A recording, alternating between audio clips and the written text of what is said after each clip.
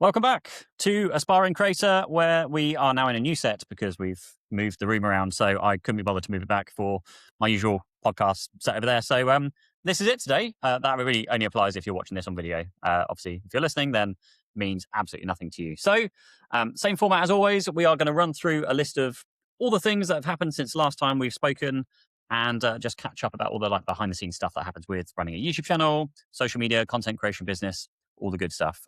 Starting off with a question this week, which I cannot actually remember if I answered in the last episode, so I'm going to answer it again anyway. This was a guy called Nitro Dan messaged me on Discord saying, just wondering how brand trips work. I've never been to one before. My management team have got me a last minute opportunity to go to Singapore, of all places. Do you normally get a rep that tells you where to be and what time wants to get there? Is it normal for them to book flights, or do you do it and they reimburse you? I've been offered both. How do you dress? Is it a case of showing up to film and then going home, or can you take time to go and film things? So a few questions here, but brand trips in general that I've been on, there's two different trips, I guess, categories wise. There's the brand trips and the press trips where you're going for a launch, or you're going to essentially a launch or experience a product, or you've got the trade show kind of trips, which are like the CESs and the EFAs and the NWCs and those kind of things. And typically the trade shows are sometimes you get covered by the brands to go, in which case you do the brand thing, but you're also at the event and you get some free time to do the event. A lot of the time I find that better approach is to organize to go yourself, pay your own way, and then you just find brand deals whilst you're there and work with brands, or you just go there to network and hang out with creators and hang out with the brand, which I do sometimes as well. The other version is, the brand trip or the press trip or the launch, whatever it might be. And so typically, I'm going to say typically because it can vary. Obviously, everything can vary, but press trips generally are the brand gets in touch. They say, hey, we've got this launch coming up. We'd love to invite you. Would you be interested? And generally speaking, they will then book the flights and accommodation, and they will also send an itinerary, which is you're basically what you're going to do for that whole trip. Now, sometimes the itinerary can be quite basic. Sometimes it can be quite full on. So again, it varies between different brands. Some brands like keeping you busy. Some brands like giving you more spare time to go and explore the city you're in and just have your own spare time. Particularly for trade shows, they will hopefully understand that the trade show is there, so you need spare time to go and look at the rest of the show and maybe do other work whilst you're there as well. Hopefully brands can be quite understanding. But generally speaking, the press trips I've been on, I don't know, let's take Samsung Unpacked, for example. So they send us an itinerary. We get flown business class. So they fly us. And actually, we're doing a press trip that I can't talk about soon, but we're being flown business class because it's a long trip. And actually, they were going to do it anyway, but I specifically asked for that because if you are, if you're taking a long flight, like a 10, 11, 13, 15-hour flight, or whatever it might be, and you're expected to hit the ground running at the other end, but cool, we're going to shoot some content. You want to make sure that you're well rested and you've prepared. So when I'm flying business, I literally sit there, my laptop out, trying to script or figure out what I'm going to do, figure out what shots I'm going to get on this trip, or just rest and get some sleep, because then you can actually get some sleep and hopefully try and get some sleep, and then wake up fresh faced or whatever it is, and capture your content and know what you're going to do without having to struggle against jet lag. Also, melatonin is your friend for jet lag. If you, it's not normally going there is a problem. It's normally flying back that's my problem. And I take melatonin for 5 to 10 nights in a row when I come back, and that fixes my jet lag, which means I can sleep rather than I normally, when I come back from America, I'll get to sleep at 4 or 5 in the morning, at which point it's time to wake up. So yeah, it kind of fixes that. Not encouraging taking that, I guess. Well, it's not really the worst thing you could take. Yeah, press trips are normally organized by the brands that are there. So when you are there, they will get you to your hotel, get you checked in. They will then be like, okay, cool, meet us down at 7 p.m. and we're going to go out for dinner. So then they'll book you dinner and take everyone on that trip out to dinner. When you go back, then you've got the next day, they might have the event that's running. So they'll be like, again, be downstairs in the hotel for this time. We're going to all get in a taxi or a bus or whatever it's going to be and go to the event. Then you're kind of released to go and do what you want at the events, although they do have reserved seating for specifically you somewhere if you want to sit in that area. But again, you're kind of free to go, and as long as you experience the event, because that's what you're there for. Then they will bring you back to the hotel if you want to.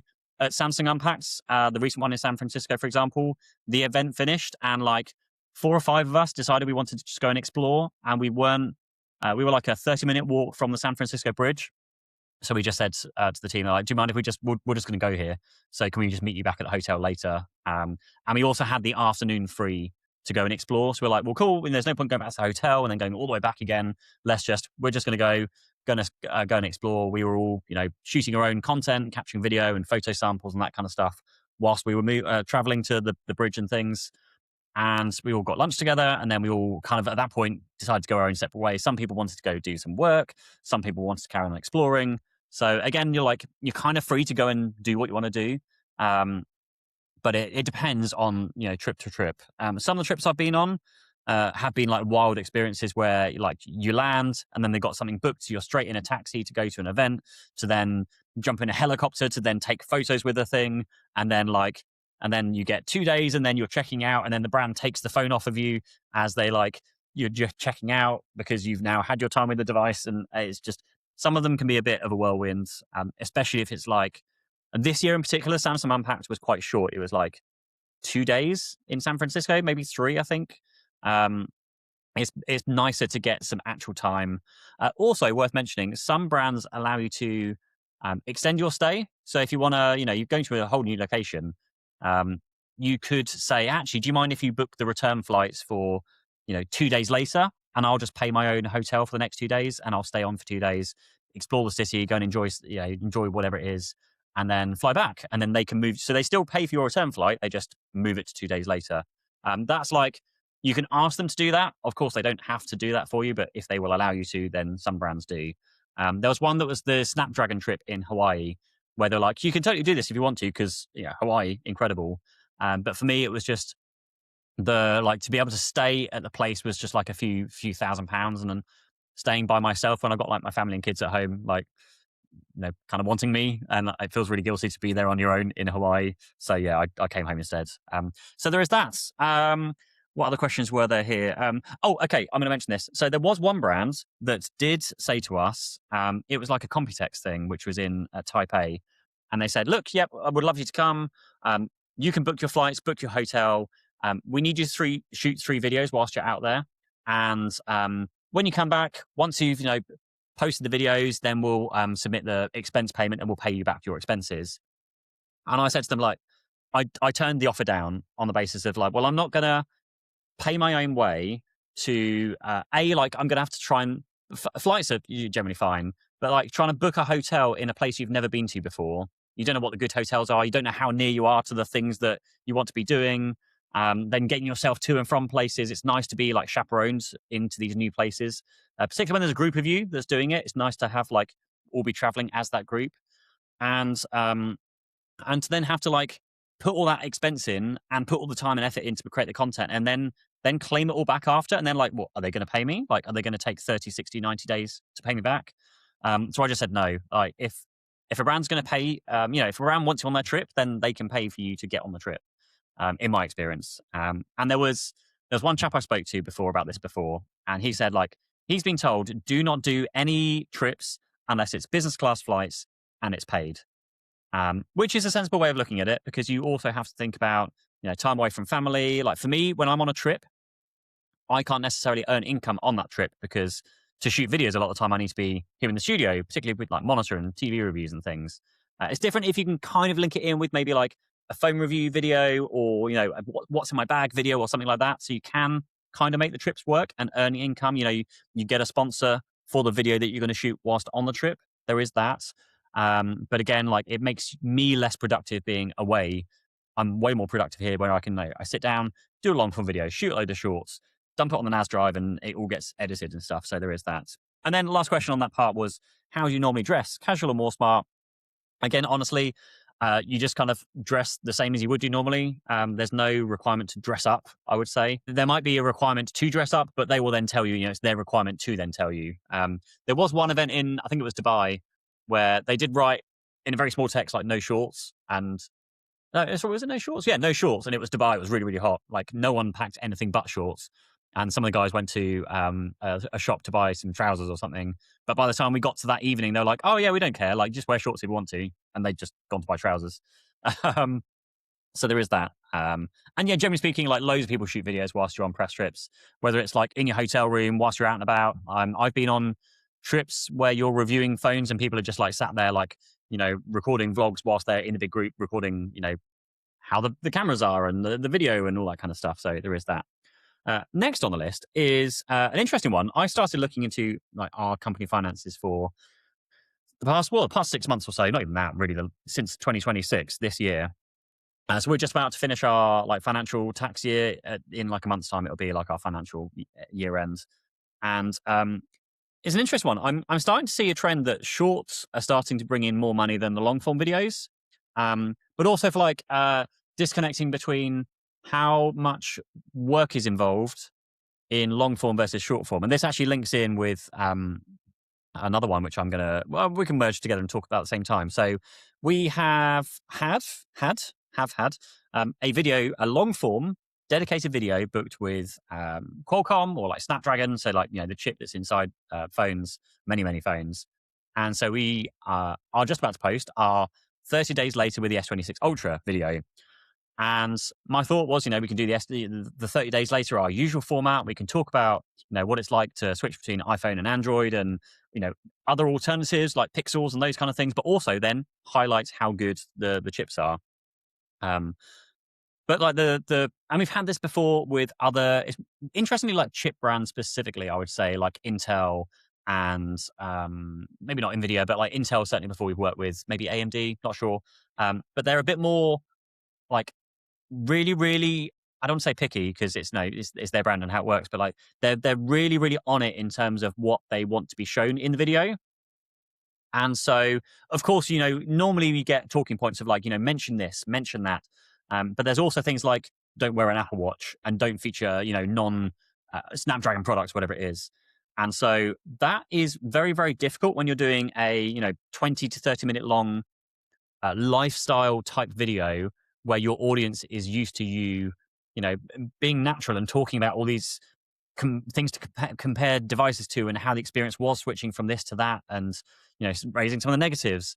And so, again, paid some money for a long, like 20 to 30 minute long video. And so actually we went back with the latest round of feedback and said, look, like, and I was aware, very, very aware that there was probably a lot of things that didn't quite match the brief that they'd given us. And again, that's on me for knowing the brief and like not hitting the brief, because like there's a certain point where you can't be like, well, I can't do all of that because that's going to completely change the video we make. And so what I did do is I said, look, hey, like, here's the next draft. Like, I completely appreciate that there is still stuff in there. So as like what I suggest here is, would you be interested in actually if we do 2 or 3 shorts instead, where we can hit home all of the points you want and stick, strictly to the brief, and we'll just post our long form video as we would do normally with no sponsorship in it. And they came back and said yes. So we are posting our long form re-edited video now without the sponsorship in, which now doesn't have a sponsor, but in turn we are doing 3 short form videos. And we've had this before. I worked with Lego early this year in January. We're just finishing off a brand deal with Adobe, which was from an event I was at last week. And we are just seeing more money is getting focused on the short form videos. And as far as I'm concerned, it's like a real positive shift, because when you're trying to make your video about a long form video where your audience is actually interested in the thing you're talking about or the product you're reviewing, whatever it is, it then detracts to have like a sponsor in it, especially if it's dedicated and you have to hit on all these things that the brand wants you to hit on, but the audience really doesn't care for them necessarily. And so like it then detracts away from the video. However, on short form, and again, going back to long form, sorry, try and factor in like the brands that want lawnmowers and pool cleaners and random, I don't know, chairs, massage chairs, or just the random things that you get in your inbox. However, short form, you have the freedom to do a lot of that. You can do your dedicated 60-second short, hitting on all the points they want to talk about, and being very selective with your footage to make sure you're showing exactly what the brand and you want to showcase in that video. And I don't feel like that then damages negatively your like long form viewers. I feel like every time, like, there's of course, a trade-off. Like every time you add an ad, add an integration into a long form video, it's detracting from the video you're making, and therefore potentially damaging the audience kind of view of your content. There's that. Now, yes, of course, you can find, and which we've always done to date, like you find a way to organically mention it in the video. You find brands that are a good fit. There's all that kind of stuff, but it still technically detracts away from the video you're making. And just I don't see that happening in shorts. You can publish shorts about robotic pool cleaners, lawnmowers, and all this other kind of random stuff, and they all perform independently. And I don't touchy subject. I care about my long form viewers because that's like I've sat there and tried to build that content to I'm proud of the long form content, whereas short form makes sense for brands because you've got that 1, 2, 3 pieces of short form content. You can, if you want to, like, you can see how those organically perform. You can immediately get feedback, make more, tweak them slightly and repost them, what have you. You can put ad spend behind them to boost them out to different audiences. You can use them as proper paid promotion, see how well they convert. You can do like loads more stuff with shorts that you just cannot do with like a single long form piece. And so as far as I'm concerned, the fact that shorts make more money, they are less work, but they actually perform better, in my opinion, for brands, is like, I feel like that's the way we're heading. And that's just relates in our, like, in the figures we're seeing. Like, we have brought in when I looked at them, a pretty staggering amount in terms of short form sponsorships versus long form sponsorships. And so I'd like to see that carry on going that way even more. So maybe just have a think about that. That's just something I wanted to talk out loud about because it was just fascinating when I looked into this. Okay, this came out when I was chatting with a friend of mine. We hopped on a call last week to chat about like sponsorships and issues with like long form videos getting less views, and what do we do about this? And so there's a few suggestions that came out of it. But one suggestion they had was when selling integrations over dedicated videos, you can sell to a brand and say like, look, we'll make a dedicated video about the thing you want us to make a dedicated video about. But it's not going to be sponsored. Like, we want to have the freedom to do what we want to do and make that video. So we'll do it, but we're not going to have that sponsored. However, we want to then be paid for 3 integrations, 4 integrations, 5 integrations instead. So like, if you integrate, pay us money for those integrations, we will then go ahead and make an unsponsored video about the thing. But again, you get no like say in what the video is or script adjusting rights or anything. It's just like we get to do our thing, which is an interesting way of looking at it. As I'm saying it, it feels like maybe that's a way of hiding the sponsorship. So I'm going to raise that as well because you're kind of saying like, spend money over here and we will do this because then we can say it's not sponsored. But on the basis that it is not, it's a genuine non-sponsored video where you say what you want and do what you want and do your normal thing. Then I find that I definitely feel that's more acceptable. The other thing that came up was taking, and this is getting on into the whole like how YouTube is prioritizing certain content at the moment of like taking your extremely longer, the long videos, and you're talking about like making the long form content that's like an hour's worth, content. So you have your big long form video, almost like podcast format at this stage. Take an hour long bit of content, and then you're chopping smaller videos out of that hour long content. And so you might have, you might talk about something in it for, an hour long video. You might talk about something for 5 minutes or 10 minutes. So then chop that up and put that in its own video. And this creator I was chatting to is doing it quite successfully already.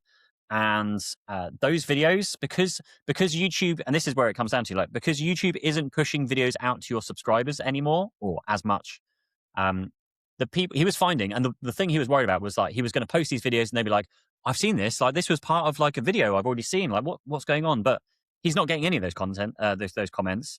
He's just getting like, oh, this was really useful. Thank you so much. It was great, because different people are finding the content. And again, if you look at your YouTube stats, like the people watching the videos, certainly in my channel as well, is like 90-something% of people watching the video are not subscribed. So in which case, it doesn't matter if you're reposting stuff, because chances are they've not watched the other video where you've already said that thing. And so I found that really interesting to chat about, and something to consider. Next on the list, Adobe Live. Let's chat about Adobe Live. So this was the Adobe event that I went to last week. No, earlier this week. It was a few days ago. And I was genuinely surprised. So it was a brand deal thing. So this came in fairly last minute. It was like I had about like a week's notice to come out to the event and just experience it and shoot some content whilst I'm there. It's still being like edited and put together at the moment. But it was like one of the most efficient events I've been to and efficiently run events I've been to before. And it being like an Adobe event, I kind of went with my eyes wide open of like, okay, this is just going to be, I'm going to learn a lot about Adobe products right now. I'm going to learn about like AI, and they're going to say AI, like, we watch those keynote presentations and you just add up how many times they say AI. But it was like anything but that. And it was just really, really good, really impressive. Essentially, the format was there was one big room, and essentially there was a stage in the middle, like the main stage in the middle. And then they had 4 smaller zones, they called them, in the corner. So they had like their community zone and their like future zone and so forth. And so the central zone was fine. You all sat down around the seats and you could watch and listen and all that kind of stuff. But each of the other zones, you wore a pair of headphones. When you go to like a silent disco, it was like you put on silent disco, you change the channels, and then you can listen to that particular zone you're in. It also meant you could sit in and like toggle and like see what was getting played and see what people was talking about, and then switch, even though you weren't anywhere near the stage, but you could still hear them. So you could hear the speaker whilst also walking around. There was like a bunch of food trucks. There was like Spud Brothers or Spud Bros, whatever you call them. They were there making their like jacket potato things. There was like pizza and fish, and like there was just like loads of good food. Free drinks. There was like just fridges all over the place. You could just grab a drink and help yourself throughout the day. Where Adobe was there were stands and like stools placed around the place. And this is what I said in my video, but like it felt like Adobe sponsored this rather than it being their event. So they had stands and places where you could go to say like, there was like a Genius Bar type of place where if you had questions, you could go and ask them and say, hey, I'm using this bit of software, I'm having this problem, like, how do I do this? Or can you fix this? And there was a few other places where you could get demos on, like there's a Premiere on iPhone. So I had a bit of a demo on that of like how to use it and how well it works. And so like if you wanted to know about the Adobe stuff, you could go find out and speak to the people. And the people are all there to ask whatever questions you had, whether it was like a product question or like a technical question. Like people were there, and that was like incredible. It wasn't then force-fed down these talks in any way. So all the keynote presentations, there was like Nico, which was the guy that was on The Traitors, and he's done like, ran for Prime Minister, made like a YouTube video about that as well. There was so many people, and I got to have a few conversations with a few creators because where I was, making content whilst I was there, they'd lined up some interviews. So I spoke with David Larby, who is just like the most positive person I've ever spoken to. In all of his content, it's like, I've gone outside and the sun is shining and it's going to be a beautiful day, that kind of stuff. He's also, lots of it's poetry. He's written a book as well. And it was incredible. Talking to him, hearing his story. I sat in on his speech or keynote presentation for a bit as well as I was trying to capture content. So it was very interesting to listen to that. I sat in on Jordan Schwarzenberger, who is part of the what's the big like I've completely what's the big YouTube channel that has like many channels behind it, that's like they do the football games, the like celebrity YouTube football games. Sidemen, ignore me, there we go, the Sidemen. So he's like part of the Sidemen bubble ecosystem thing, and like he was just talking about like the business behind the Sidemen. And like I actually captured a screenshot of how they priced up brand deals, so I need to like go and retrieve that and figure that out as well, because that was interesting. The thing that was interesting is I noticed that they were pricing it based on impressions and not views. So that's like, normally brands want views, but if you're pricing based on impressions, then I just found that fascinating. So that was one thing. So listen to his stuff. Nico, so listen to that. Jodie Sharp, she is like a sports commentator that came off the back of like, she basically got interviewed on TV once, and now she's turned into like a sports interviewer. So she was fascinating to chat to and listen to her story. Also, Brandon B. He's like this viral special effects kind of shorts creator that does The one I've seen is the tape measure. The tape measure flies out and it measures around the world, and he turns around and catches it, and it shows him like the circumference of the world. Um, he was super cool to talk to. Like, we just got on so well, and his guys were like next to us, be like, "Come on, we need to like get a move on. Like, you need to stop talking," as in like tell Brandon to stop talking. And I hadn't even started asking my questions yet because we were just chatting about tech. He was like, "Oh, dude, you're a tech creator. Like, oh, this is so cool. Like, yeah, I use the lidar sensor on my iPhone to like scan the environments in and then 3D print it." And like, it was just such a good conversation. And I got to ask him my questions. Which were all just things like, your favorite apps, advice for smaller creators, how to generate income, when do you like convert gifted to pay deals, what are the biggest and smallest brand deals you did, and like your favorite piece of tech and that kind of stuff. So that was super interesting. But yeah, just generally speaking, as far as the event ran from it was like 1 p.m. through to I think like 5:30, 6 p.m. And it was just really nicely condensed into that. The only thing they had was there were 4 sessions overlapping at any one time. That's like the only thing, because then if you didn't, if you wanted to do 2 of the sessions, you had to kind of go between the 2 of them. But then you can't do it any other way. Like, because if you had like 1 session at a time and you don't care for that session, then you've got loads of people uninterested. So I think that was a really efficient way of doing things. And again, there was like lunch when you turned up. There was like dinner at the end, drinks throughout the whole day. It was just well organized. And I would definitely say if you were like able to go and it was easy enough to go, the problem for us is like being London, it takes us like 2.5 hours to get there, 2.5 hours to get back. So that's like 5 hours worth of travel for usually like a briefing that's like an hour long. But yeah, if you can get there, I would say it's a fantastic event. It's central London. It was at the Olympia. It was at the Olympia in Hammersmith. And Bev was there, who's editing these podcasts. So great to see you, Bev. And thanks for chatting about all the stuff we were chatting about for a while. It was good to hang out actually finally, and a surprise because I wasn't expecting to see you there. So it was cool, and it was just going back to like it felt like the event was like put on by creators for creators. All the talks were about like entrepreneurship and creativity, and like there was brands that were talking about like brand deals and how to reach out. Don't send like a boilerplate AI-ified email to them. Like, actually research and find statistics and just give us a proper pitch rather than like, "Hey, we'd love to work with you," and that whole thing. So yeah, that was super fascinating, and again, would highly recommend people go to that in future. I'm hoping to go to Adobe Max. It'll be interesting to see how that compares to Adobe Max. I feel like Adobe Max is one where it is like announcing all their features. But as far as that Adobe Live Creator Live went, I didn't really hear about anything to do with Adobe apart from the few moments I went to seek and find stuff about Adobe. The only thing there was, so the last the last keynote presentation, I can't remember the guy's name. Is it Abandon Man? Abandon Man, I think. This like rapper guy who was just brought people up on stage, and we would ask them like, "What's their name? What do they do?" and those kind of things, and he would like do a rap there and then. And then they had like 3 or 4 different workstations set up behind the stage, and as they were rapping, they had various people using the Adobe tools to create like album artwork.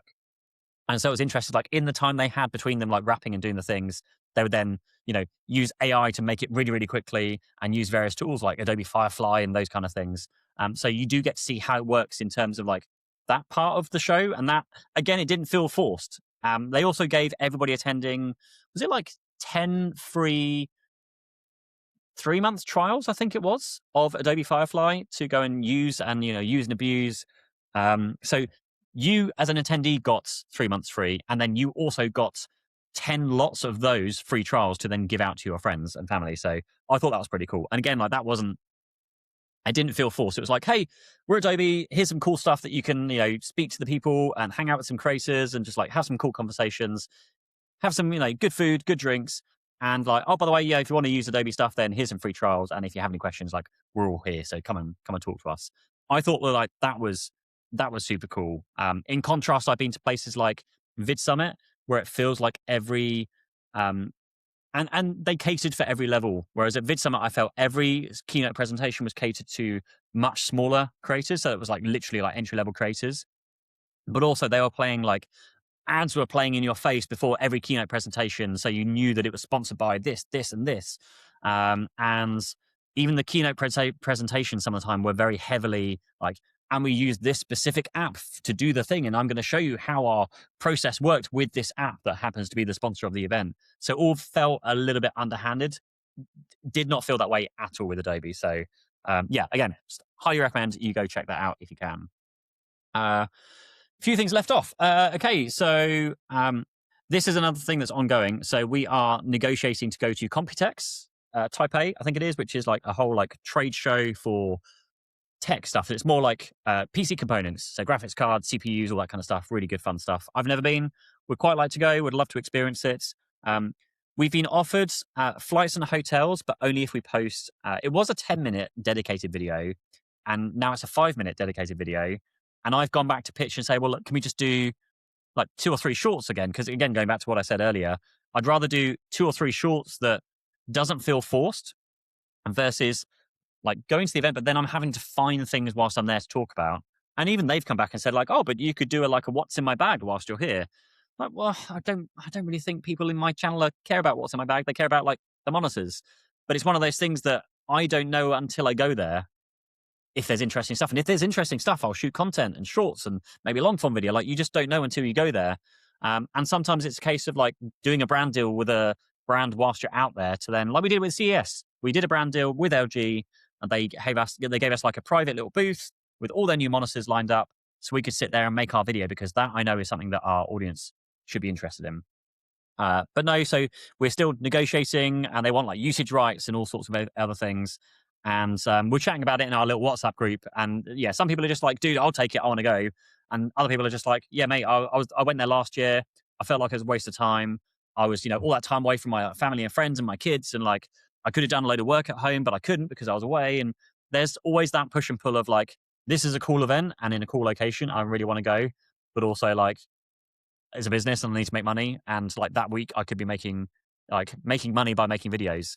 Interestingly, I was chatting with somebody on one of those trips about like I've never run into big tech creators on trips. Marques Brownlee is one unique that I have run into him on some of the Samsung Unpacked stuff, to be fair.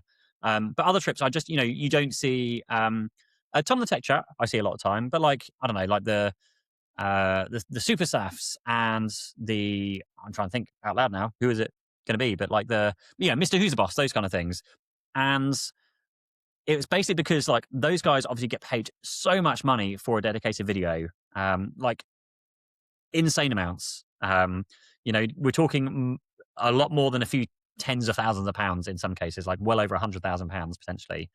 And okay, my opinion, not fact, just clarifying that. It's not me like, oh, he gets paid this much. I'm just based on what I know, like I think they earn like way above that per video. And therefore, that's why they don't turn up to these trips. Because why would you, accept a free trip to a certain event or experience, whatever, where, yeah, they'll cover your flights and hotels, but you make a video that week and you could pay for that with just like 5% of what you would have earned from the money from that video. So it makes no financial sense to go and do that, which is why like we don't see lots of the big creators doing those things.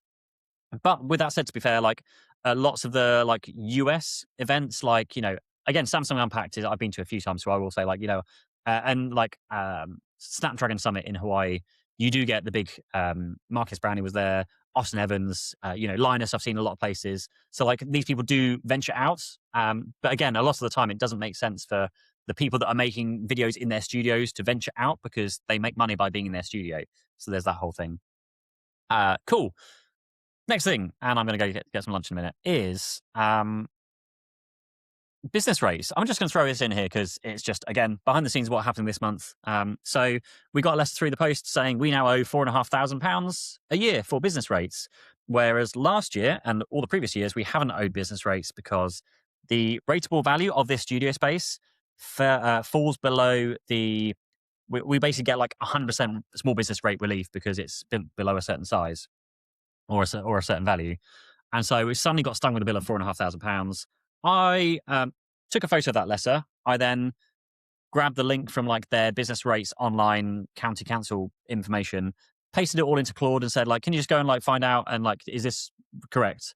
And it came back and said like, it is correct if this are true. And then I digged a bit, dug down a bit further, found another link, said like, "What? This is information that's I've not seen before. Like, can you just read through it? And does that change anything?" And I was like, actually, yes. According to this like particular business grant thing, then the maximum that should be applied is an £800 cap. So you shouldn't be paying £4,500. You should be paying £800.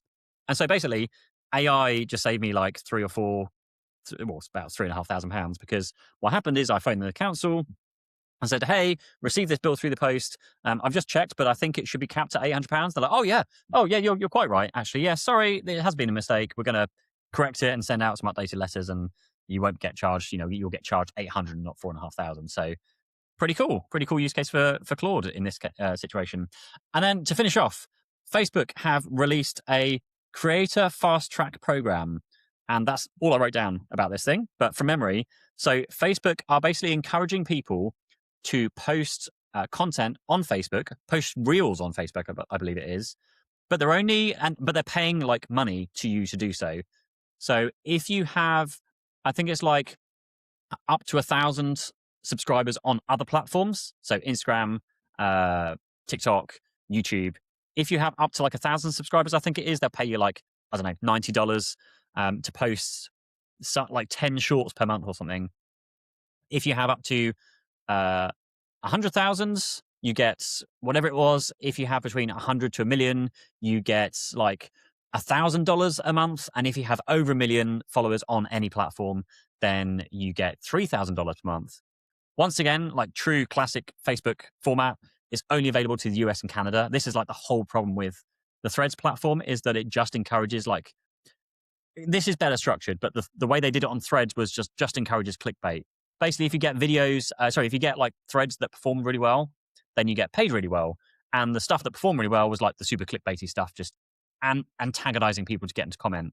And so that's like what really wound me up about the Threads thing. At least this way they've structured this is views don't matter, like nothing matters. Just post 10 pieces of different content on different days per month, and each month you'll get paid $3,000 or $1,000 or whatever it's going to be. But again, it's something that we can't apply for because we're in the UK. So much like the rest of the world that's not US and Canada, it just doesn't apply to us. But that is there if you are a creator. So there were rules around it, like you can't have posted a video to Facebook for the last 6 months. Essentially, you basically gave up on Facebook. We weirdly post like random posts from time to time, and actually, when I post a reel, it automatically posts to Facebook. So there's that as well. And actually, I've turned that off recently because I'm going to try and post it separately to see if it performs any better or worse by posting directly. But yeah, that is everything for this week. Nice 38 minutes podcast for you, or show, whatever we're calling it. Thank you so much. Do, again, let me know any questions, any comments, any feedback down in the comments down below on YouTube or on any of the platforms. Obviously, feel free to DM me if you have any questions, and you can just find me on all the social platforms. And I will see you in the next one. Cheers. Bye-bye.